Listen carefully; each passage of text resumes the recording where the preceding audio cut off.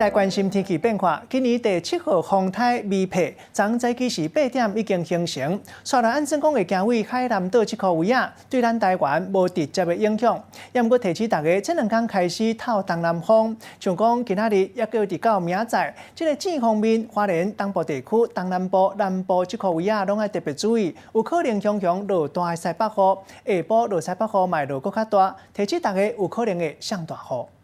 日头真大，甲人晒到头晕目暗，真侪人拢举伞来热日，就惊会晒乌，也是晒到受伤。不过，为7月31 AM 开始，一部分的地区要变天啊，因为7号风台微拍架起来，随风会为海南岛去，对台湾无直接的影响。不过，说落来，台湾会透东南风，这方面会开始落雨。东部、东南部以及南部地区都比较容易。 开始会有一些下雨的情形，那其他的地方的话，大致上都还算是稳定的，只是午后雷阵雨的状况可能会变得比较明显。气象局提醒，为31号 AM 开始，这方面的水汽就会慢慢增加。拜4、拜5这2天，华东地区甲南部规天拢有可能会落雨，其他的所在过头进前是好天，不过过头了后嘛要注意会落大雨。拜6休假，雨随风有可能会变细，不过为后礼拜开始，低气压走来北平，水汽会搁一界增加。 在下周开始，慢慢的整个低压带北台了之后，台湾附近的环境会变得更不稳定，所以下雨的区域可能就会变得更广。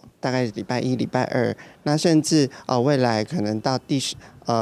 可能礼拜3、礼拜4、礼拜5，也许都会受到这个低压带的影响。